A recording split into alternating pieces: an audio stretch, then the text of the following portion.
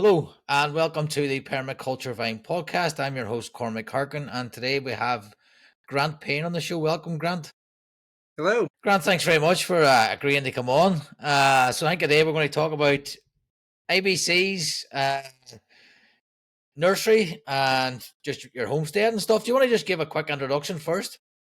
Yeah, my name is Grant Payne with Christine Acre Farms. We are a new farm, kind of just starting out this year in North Georgia.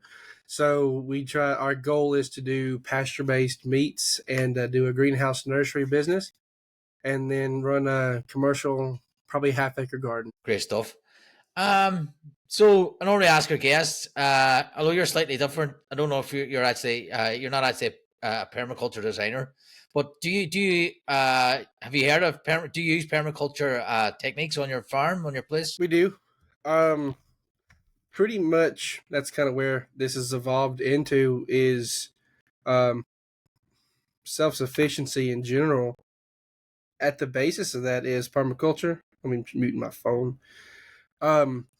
So I try to build redundancies in every aspect that we do. Everything we do, I would like there to be some sort of function that if we ever have to cut back or fall back, we can fall back on those non-production principles. So that's been one of the hardest things for me to do, has been figure out how to balance production and permaculture. And that's been one of the hardest and funnest things to figure out, from a standpoint of livestock in greenhouse nursery and everything, and just kind of how we can change it. And then that's kind of directed what we grow. We started to grow a lot more things that can be used in a permaculture setting. Great stuff. So do you want to tell us how you get into homesteading? How you came about getting onto the farm? I started gardening in 2019 when I graduated high school. I was full-time caregiver for my grandmother while she was on hospice from that January to September till she passed. And pretty much throughout, I think she passed in 2021. And those from 2018 and 19 to 2021, I just spent all my extra time outside in the garden. I think one of the first YouTubers I watched was Self-Sufficient Me in Australia. And he was probably been, that's one of the key things I remember. And he used raised beds. I'm like, okay, we live on a hill. It's rocks. Then that's it. So if I wanted a garden, I would really need to do raised beds. And my dad worked at a auto part factory, and they had hydraulic oil and eco coolant lubricant and for their machines in 330 gallon tanks. And that's when he brought 4 home. We cut them in half, and that's where it started. And then I have not been able to stop. So I went from 8 to, at the first start of the season, the end of the year, I had 12. And then by the next growing season, I had 24. And then at the end of that, I had 33. And then I had 80. And now I'm like 200. And just to clarify, I think I've seen pictures of them. These are IBC International Bulk Containers. Yep. Yeah. And they're clear with a cage on it. You often see people doing aquaponics with them. Yeah, and I intend to. I still have probably 100 uncut.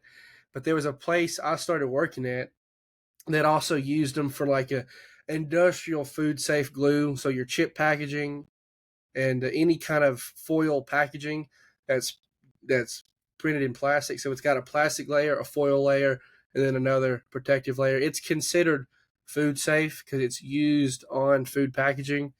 I still thoroughly rinse them and wash them. Haven't had any issue growing stuff like peas, beans, stuff, some of the more tender things to use to test for, bad chemicals. And so far I haven't had an issue growing in them. So I'm going to continue until, again, if they ever start to fall apart, I'll probably just dump them out and then just go no-till where the raised beds were. And sorry, but is that IBCs as well, or is that something else? No, the IBCs.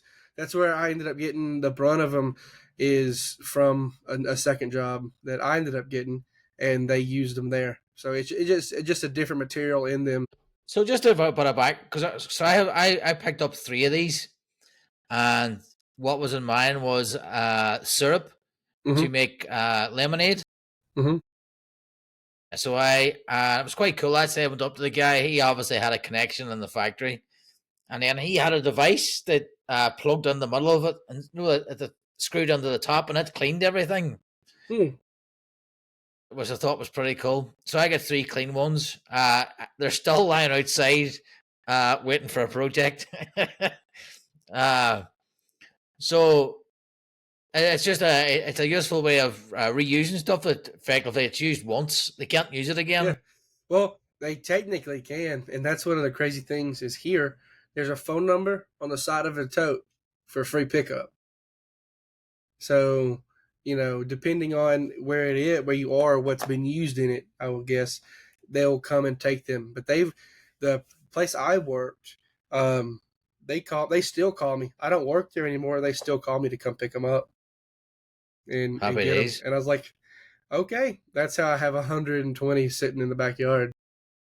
So, what else have you used them for? So you raised beds, anything else? Raised beds, water towers. What I'll do is I will have I've used the 330-gallon tanks for a water tower. So I will get another tote, take the bladder out, and then cut it 3 squares up, and then stack the tote on top of that so there's heavier gravity feeding, and then create a water tower. I cut them in half for cattle waters for goats, cows, and sheep. Um, Shelters. So we have our geese breeding areas. We have 2 in each, so the geese can go in, make their nest, and then they can have shelter in there. Things I haven't used them for yet, which I'm going to, is I drew a blank. Hydroponics, and then we've got a trailer that I want to put 4 or 5 on, so we can do irrigation, and if we have to take water somewhere else farther away than we can source it, and then be able to hook that to a boom sprayer to spray over the entire garden area. Just be able to drive around or down the rows and spray the whole and just soak the whole ground if we ever have. Yeah, and you get them for free? Yeah, they're off. Because Yeah, I paid at the time. It was just before lockdown here in March 2021, 2020, can't mind. And I took a trailer up the road. I ended up buying 3 of them. They were £80 each for like $100. yeah. I get them for free, and that's why I use them. I use them for everything. I use them for chicken tractors. That's probably one of my favorite things I've made have been chicken tractors. And if you want pictures of any of these things, I can always send them to you after the fact. I don't have them on hand. Yeah, But that'd be good for the. So we're on Substack, so that would be good for the Substack blog. yeah, Just put it up on the screen there. yeah. Me and my Um, dad, we sat down and we saw a picture on Pinterest of these things made, chicken tractors made out of IBC totes, and I'm like, I have the IBC totes. I don't have any money for lumber, so let's build it out of this. And we engineered the whole thing, and they're probably some of the best looking chicken tractors made out of IBC totes that I've ever seen. And it barely cost anything other than hardware. yeah. So so for a chicken tractor, that's something you move around. Yeah, yeah. So I can move it. I can move it. This one is built with 2 frames, so I can move it by hand. And then there's another one we built with, I think, 4 frames. And I want to make one that's built with 20 frames. So it'd be 30 by 30 feet. Wow. And it'd be big. And you weld them together? No, we use U-bolts. We just get to a U-bolt and just holds it together. You don't need anything special. Right. So I went to sell mine recently, and they're only worth 40-50 pound now. It was about $60.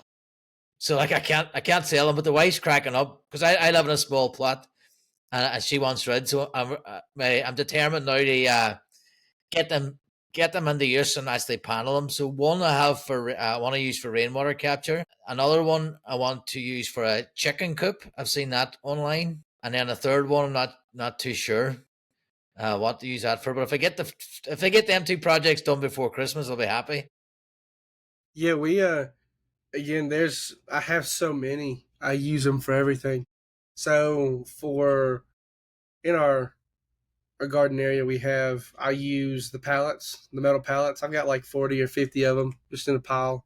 And if I need to, make a pathway through like 6-7 foot weeds, I'll take lay the pallets down. It kills the grass, and I can just use them any way I can imagine, really. Yeah. So I'll need to panel mines just to make it look nice. I think I have some pallets here, but I think I've seen some of the photographs of the uses. I think they're a great job. I've seen Green Greg's. Do you know him, the guy that does the worms? I think so. Yeah. He has like mobile worm totes, ABC totes set up where he raises worms in them as well. I think I was thinking of that for the third use, and then he's able to sort of put them on skis and move them about the place. I don't know if I know who you're talking about. Why would you need to move a worm farm? I'm not quite sure. I think he at the time was in was it weather, because he can move them out, move them in the winter somewhere and underneath. I'm not sure. I need to check the video again. Okay. Maybe it was for processing. That maybe he just raised the worms out in the sort of wooded area and brought them in for processing. I'm not sure. Yeah. So on the farm, then you have animals. You said you had a garden there. What kind of food are you growing? We have as it is now, I think it is 6 Dexters, and then we've got 5 greenhouses, and then we've been there since March this year. We're trying to get everything kicked in. We still haven't finished our chicken coop. We haven't finished our duck coop. And we've got probably running 80 ducks, and they just kind of been chilling everywhere. So we're trying to get all their coops built, get them secure. And then next year, I've got to get the cover crop in this year for this bear plot.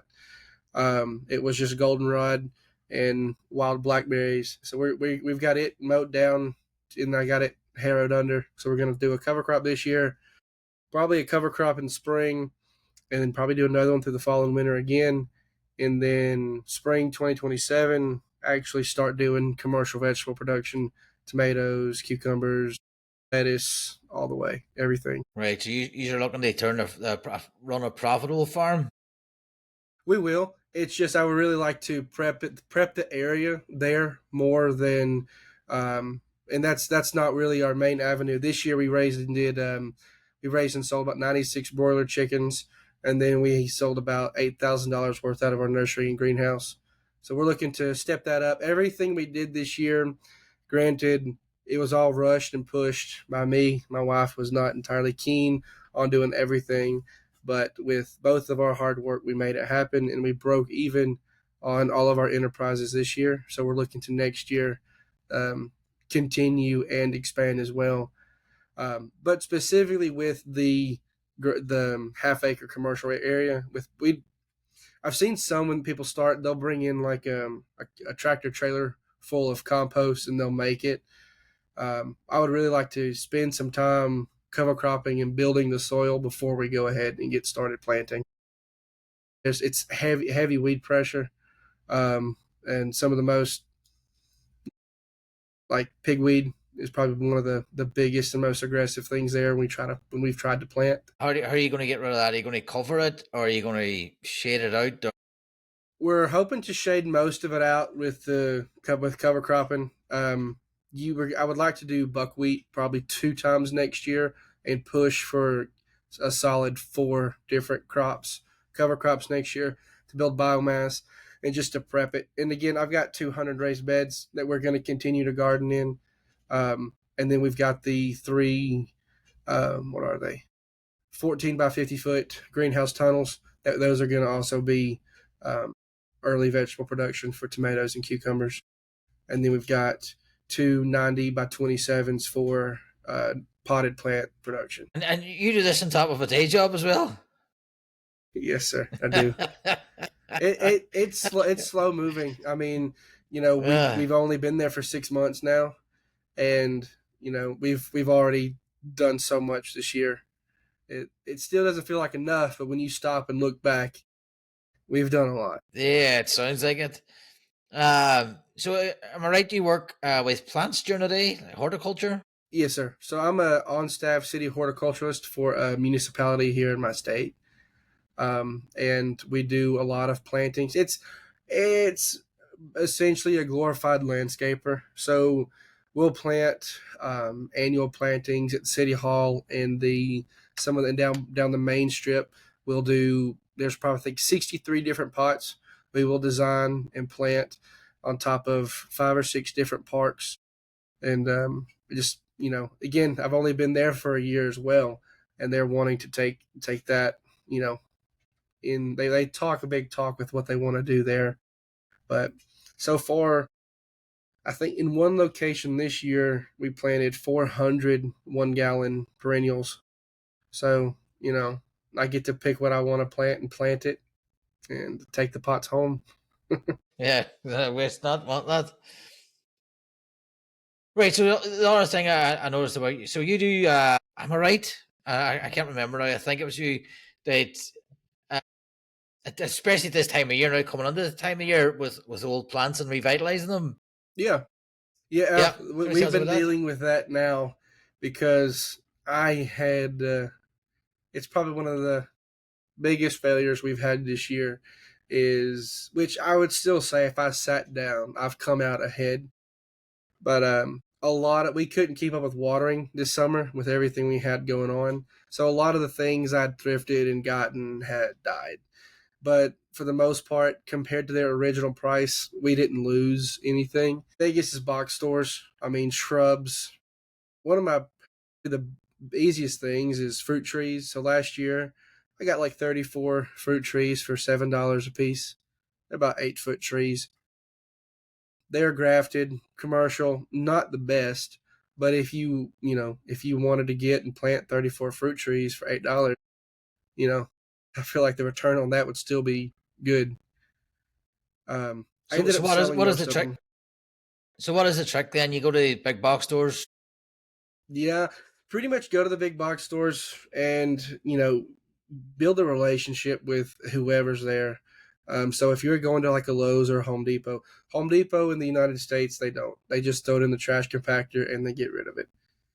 And then like Lowe's has been the best. So I got a 15-foot tall weeping willow, about a 2-inch caliper trunk for $5 this year. And then I got like a 8-foot apple tree for $3.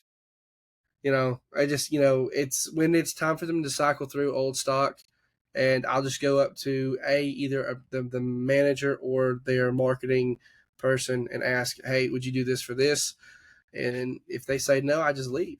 So I mean, I just keep asking, and then there's another landscape garden center that I've go to, and it's just ask if you have a wild hair, lowball them. They're gonna throw it away if it doesn't sell. Like one thing this year, excuse me, we sold about $3,000 worth to a local landscape supply company. They do hardstone rocks, and then they do live plants, trees, and shrubs. And it was crazy. So I ended up going and buying back some of what I had sold them. So I sold it to them for $5.40 a gallon. They sell it for $10 a gallon. I bought them back for $2 a gallon. And then I resold them. They look good, nothing wrong with them. And then I still have some left over, but that's just when it comes to greenhouse nursery production. Like we threw away probably 500 or 600 annuals at least, just because we didn't sell them. We didn't really have any buyers lined up before we started growing this year. So I went out and found someone. They made an order. They pretty much helped us break even, and then we pushed a lot through Facebook Marketplace. Next year, which we didn't get our plugs in the greenhouse. We got, I think, 3,200 plugs in the greenhouse in March. You're supposed to get them in not April, January. So we were already 2 months behind out of the gate, and we're going to get started in January this time. We've got more experience in the greenhouse. What we want to do, my wife worked in a commercial greenhouse setting. She was over about an acre of greenhouses under square footage under glass, and it's different doing it for yourself. So we're having to figure out our little greenhouse and the nooks and crannies and getting everything started. But we're getting started in January. We should most definitely, do good. So the plants that you get, do you care for them over the winter, or do you propagate from them, or what do you do with them? So one place we use, they will send you a tray, but with either 288 to 105 plants, and you take those, pot those up into whatever cup size you want, 4-packs, 4-inch, 3.5-inch to 1 gallons, and you grow them out, you grow them up, and then when they're ready, they typically start shipping out in April. And if you want, you can keep them over through winter. So we're very, very heavy in perennials. For me, that's the easiest way to hedge our bets. If we don't have a good year, we don't sell out. If 60% of our plants are perennials in 1-gallon pots, we keep them in the greenhouse, sell them next year, and then we're good. And then annuals, we try to stay light on annual flowers, but we might do more this year just because we have a location who's willing to start buying with us out of the gate. Last year or this year, when they were ready to buy in April, we weren't ready to sell until May. And did you say that was annual flowers? Say that again. Did you say that was annual flowers? Yeah, annual flowers. Marigolds, vinca, dianthus, coleus, stuff like that. Right. And where did you learn to do this? Did you did you go to school for horticulture? I did. That's where I met my wife. We both went. We have associates. I have an associates in landscape management and flower management and design, and so that's where we met. And we got a little small taste at school, and then we got a job afterwards at a larger, about a 5-acre greenhouse place, and we really like it, and that's what we really want to do. We enjoy it. We just got to get fine-tuned. Eventually, if it's able, we would like to start our own garden center if we're able to work our way and scratch our way to the top. Yeah, no, that sounds class. So we touched a lot of stuff there. So the nursery and the farm, I suppose it goes back to then the permaculture. How does the permaculture affect what you're doing? Really, it comes down to, with the livestock, one thing I do is I really want to do, and I don't know if this is considered permaculture or not, is high density grazing. That's one big thing we want to do with our animals, is high density multi-paddock rotational grazing, and then get into silvopasture once we kind of get it into shape. Throw in silvopasture, and then all of our fence lines I did that this year. I planted about 201 gallons along our fence line of sunchokes, comfrey, wormwood, and stuff like that. So it's right up against the fence line, about 2.5 feet off the fence. So nobody can put their head through and eat it, but I can cut it and I can throw it over. So I'm feeding them comfrey, wormwood, and sunchokes, and it's just free source food. And then inside the row of those three, I'm going to plant trees for coppicing and pollarding. Probably pollarding, since we have a low herbaceous layer, and we're going to have the at 2-foot spacing, the willows and mulberries for more fodder. If we're running high levels of livestock doing dense grazing, if anything was to happen, because in my opinion, I choose permaculture for instability in your food system and in your local government and stuff like that, or the financial system. Stuff like that can always happen. It's happened before. And that's why I choose it. And it fits really well with how I design the farm, how we're going to build out the orchards, and how we're going to how we run all of our animals. So our chicken coops and everything are I'm really designing them so they're self-feeding. So we'll have elderberries planted kind of into the wall of the chicken coop, and then I have stuff growing inside the coop. So and then I have them framed around these wire mesh so the plant can grow through the mesh. The chickens can eat it, but the plant doesn't get too much pressure, so they can't kill the crown like comfrey. If chickens have access to comfrey, they'll eat the whole crown. Um, and because they've done that, so we've got it. We just have really goes into how we do everything and how we, you know, build every system of the farm, and then towards the vegetable production side, it's like 90% of what we're gonna do. Right. So everything's designed in a system that is self-contained. Yeah, Everything and goes to that's pot. You're all right. yeah, and like and that's kind of everything should be able to sustain itself. So, our goal, our limit is to run probably 300 egg layers, and I want to have the chicken coop built so it can sustain 300 egg layers through the winter. And if, in a time of need like that, you're not running 300 chickens anymore. You're probably running about 20 or 30. You're eating 280. So I'm building out all these systems so they can support the practical, not the commercial. So if we ever have to get out of it commercially, all of our systems are in place. So our food bill goes down, everything shrinks drastically, almost to zero. We have hazelnut hedges, and we have hazelnuts in between the greenhouses where we run the chicken tractors on both sides of the hazelnuts. Um, just try to.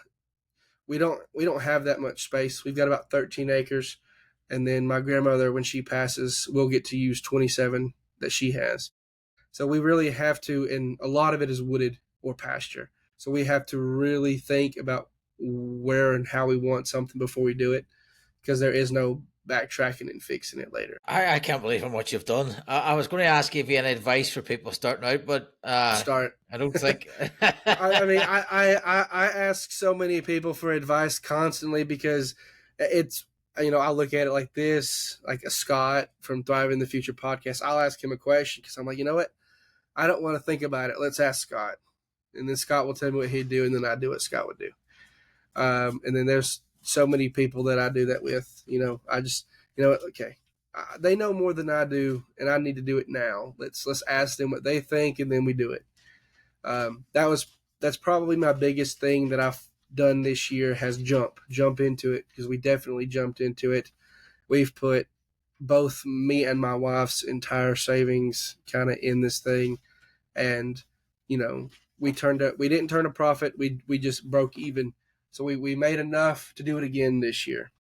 So all of our costs and inputs we made back, just so we could do it again. And hopefully as we do it, we can fine tune our process, make more sales, start recuperating more money, and then start filling up 2 greenhouses, 3 greenhouses, until we can start supplying multiple businesses, and then hopefully start our own. Yeah, it's crazy for 6 months. Did you prepare before the 6 months? Did you have nursery stock ready to go? No, no.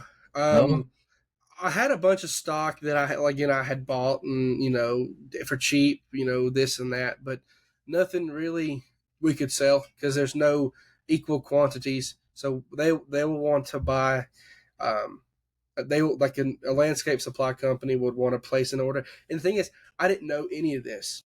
So the business we sold to helped me make an invoice. They taught me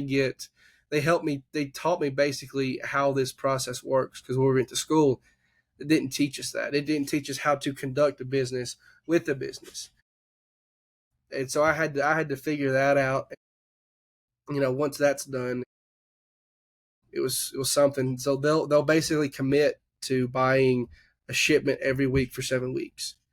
And they'll want a small percentage of each the crop you grow for each of those shipments. And so if we can do that, I sat down and done the math for square footage. And if we did this much per square foot and we had this many green, we could easily do, $50,000-$60,000 a year just off of one crop. That I didn't include a fall crop. I didn't include a recycle. So we sell out, and then we buy more and start more mid-season. I didn't count for any of that. And, I didn't account for tree sales. That's one thing we're looking into is, nut tree sales. So hazelnuts, persimmons, pecans, chestnuts, anything we can really get our hands on in quantities of 100 to 20, like 20 to 100, we'll do, pot them up for a year, and then turn around and sell them. And I would like to start to take that more serious, because you buy a tree for $1.05, you sell it for 20 the next year. I mean, it's just, most people aren't going that route, from buying from these state nurseries. Even if you sold it for $12 and you just threw them out the door. We have a lot to learn breaking into the industry, like this, with zero knowledge essentially. We have a good baseline. We both worked at a commercial growing facility, so we have an idea, but we just don't really know the ins and outs. Yeah, I must, because I know myself, doing designs I think it was 3 years ago. There was a major shortage of supply. Nobody could get stock. Nobody could get perennial trees, fruit trees. So it was. I think there's definitely a market for it there. So definitely a good idea. So you said you want to eventually open up your own nursery. Is that a while away? Yeah, it is. Probably 10 years from now, at least. And again, I don't know. I seem to. I don't know. We've had an insane amount of success this year. Um, really looking at it hindsight from where we started, going back and looking at pictures of when we were building something to what it is now, or what we did, it was crazy. And if we can really get into a good cycle of selling, we could probably, we're technically already a nursery, but we would like to have a brick and mortar garden center, and then have the nursery move to that garden center and run it like that. Would it happen? We don't know. Do we want it to happen? I don't know yet. But that's a goal we're trying to shoot for. And considering we're 6 months in, I'm not gonna rush that yet. Yeah, I think. Do you know M.I. Gardner? I think he was trying to get a nursery. I don't know if it succeeded. Did he succeed? Yeah, I think so. He had Yeah. he started a seed company, and then Epic Gardener, he bought out a botanical interest, I think, as a seed company as well. So I don't know, but I feel like he's coming from he's been doing this for a lot, making content for a long time, and I'm sure he has a nice cushion behind him. Me and I didn't. Okay, I came. Yeah. I graduated school last year. So you're still young. He's been doing this for years. Yeah, I'm 24. So yeah. I've still got a lot of hard work to put in. A lot of, when we got plugs, we were planting plug trays till 1:00 in the morning. We were out there with flashlights, and we were planting. It was 40, 50 degrees, and we were planting plants, in the middle of the night. So, it's just. No, them days are over for me. I couldn't do it. Yeah, and I don't know how I did it, but I guess it's just because we love it. Next year, I'm going to call upon all of the people who have said, if y'all need help, let us know. So next year, I'm going to start calling in tickets and be like, hey, you remember when you said, if you need help, you ask us? I'm going to start asking people for free labor. Well, there's the old trick as well that you run a class. Yeah. And Well, you charge for the class, and then people come and build stuff for you, and you teach them how to do it. yeah, and we'll probably look at doing that down the line. Working with our extension agency and teaching some classes through our UGA extension office would be something I definitely would be interested in. How to grow a tomato. How many? Do a class as simple as that. Maybe get it more intricate with it, and have those people come to the farm, which would be potential customers. Maybe work with schools, get the FFA involved, and then get people onto the farm through academic learning. But when it comes to planting plugs, I would rather do that myself for now until we have enough of a cushion where if someone comes and drops an $80 tray, which would in turn probably be $2,000 worth of sales. I would not really care to do that yet. Yeah. What I always thought for that as well, if you, I don't know, like say if you have the room, make a small urban garden.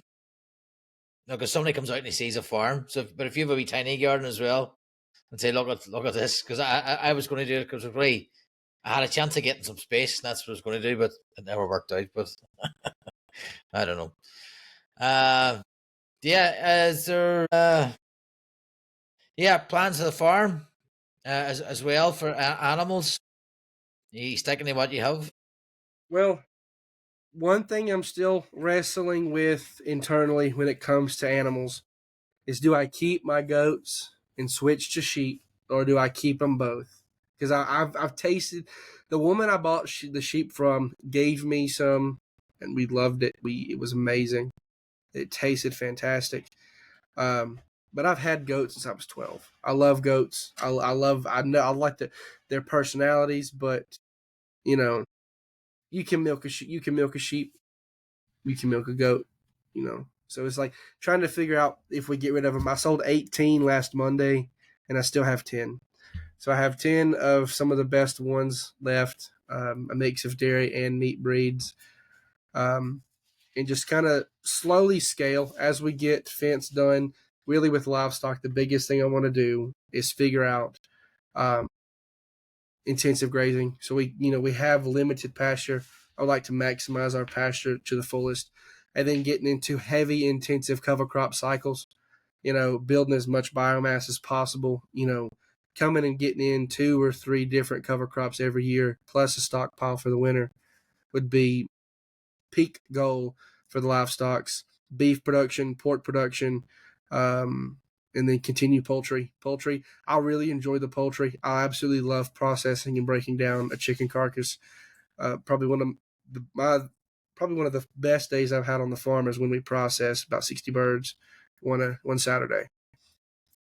And then the one thing that originally got me into gardening, permaculture, the farming, and everything was the raised beds. And then I was looking at no-till gardening, commercial intensive no-till. And that's why I went to school, was to learn this. And then my teacher's like, "Oh, you don't need that for this. You just got to go start." I'm like, "Well, I've been told I can't do it, and my parents have said I got to go get school." So I went, completed the program, met my wife, and my parents have just fully backed me all the way. So eventually, in my opinion, the next biggest thing to start to do is actual vegetable production. Greenhouse nursery production kind of took over the vegetable production, but next year we're going to start growing vegetable starts from seed. There's a seed company about 30 minutes away from me. They're the only seed company I buy from and use. They're the only seed company I will use, like for growing tomatoes and peppers and stuff like that for retail. I'm going to use their seed, and I need to figure out how to get stickers. I need to call them and see if they would want to partner and have their sticker on our cup of plants. So it's our farm sticker grown from their seed. and see if they want to work out something like that. But I've been using their seeds since I started gardening 6 years ago, and they're the best. Especially if you're going to sell a vegetable plant locally, what better can you do than to get that seed from a local source? It's all Yeah. organic. They save their own seed. It's all fantastic. So that's one big thing that we do differently. We don't buy seed from Johnny Seeds, or by the thousand. We buy from, it's more expensive, but we can also get a better plant, sell it for more, and the customer will get a better result. And then another thing is use bioinoculants pretty much farm wide on everything. We use that in the greenhouse nursery production, and you could actually tell the difference. We didn't even have a fertilizer program this year, and our plants grew like we did. And we only use that bioinoculant. I want to use it on the cover crops, commercial vegetable garden, everywhere. Do you want to tell us about the bioinoculant? It's Tico. It's It's a on product. X. It's at Tico. Yeah. It's superb. I've spoken to him. I've talked to him. I recommend it to everybody. I've recommended it to 2 people today already, besides yourself. I feel like it's not a miracle. It's science, and it's amazing. Great stuff. Did you do any content creation? I did. I was, and I was thinking about it yesterday. My TikTok got hacked, and some Chinese man owns it now. So I've gotta work with TikTok to get it back, and I have like 3,500 followers, and I need to start posting, because if I posted a picture every day of feeding the chickens, or a walk through the greenhouse, picking up a plant, talking about this plant, how we grew it, why we grew it, I need to get into content production, because I don't see how that will help my business at a local level, because we are a local business, really wanting to stay local. I don't ever intend to ship plants. I don't ever intend to ship meat. I'm not going to ship vegetables. So we're very much intended to impact our local community and the counties that surround us. But it would help if we could get some sort of revenue stream from, content creation. Yeah, I think too. I think it is a good idea in that term, and as well. There's this thing about your global as well as local, so that people have access to you. And then if you want to years down the line expand out of the farm, things become easier. If you want to set up a nursery, things just become Yeah. easier. Oh yeah. That you build up networks, you build up You build and then you build connections, and I built so many connections through Twitter or X. It's insane. I people from all over the place. I can ask them so many different questions. I pester the crap out of everybody. I'll just ask them questions until they like me, and I hound everybody all the time about different ideas, different methods, how I want to do something. And then I'll remember it half the time. Half the time I'll ask him that question again later when I get back to it. I've got more books than I can read with no time to read. So that's how it tends to go. well, you're definitely a doer. There's no doubt about that. Grant, that's been a great chat. Thanks very much for sharing. Definitely now inspired me to get my ABCs in the use. And I'll definitely share them photographs with you. I need to step up my own content game myself, because I do these, but I don't really show anything else. Yeah. I I really did. And then I'll send you pictures of what we've done with them, what I want to do, what you can do. It's unlimited amount of. Yeah. Well, I'll definitely put them on our Substack. I'll also probably put them. We have a school as well.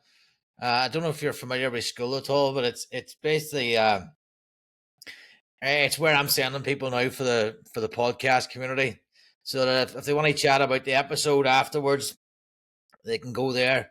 I also have some beginner permaculture, an introduction to permaculture gardening, really basic stuff like what tools to get, what equipment, how to start square foot gardening, things like that, basic concepts. Then I have a introduction to design, so talking about zones and things like that. So Yeah, and that was kind of all of my introduction to this was more so square foot gardening first, and now I'm ready to jump into more production aspects. And factoring in permaculture with production has been, a very interesting thing to have to do, and it's for the better, really. I mean, it's creating a completely robust and resilient farm. I would say one of the best things about it is we're getting to use the commercial side to build the personal side. So if something, does hit the bucket, you know, we'll have to thin out, livestock by like 80%.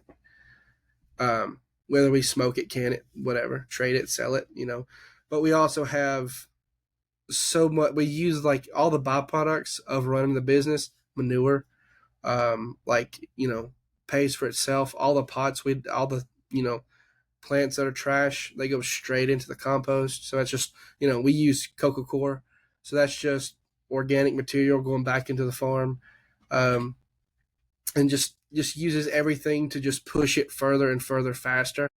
Like we're gonna use the chicken tractors in the orchards.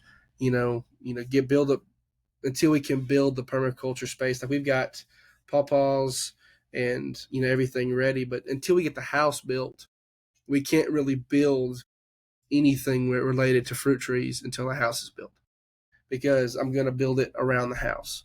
So, once construction's finished, then I can jump into building the permaculture food forest around the house.